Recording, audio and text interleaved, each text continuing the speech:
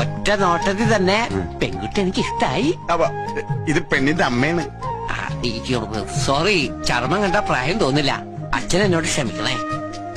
മോന്റെ പേരെന്താ? കുഞ്ഞൻ.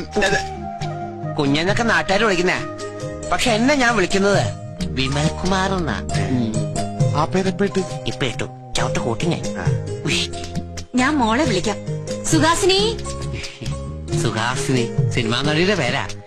സുഹാസിനി വിമൽകുമാർ. ഡീസന്റ് വിടല്ലേ?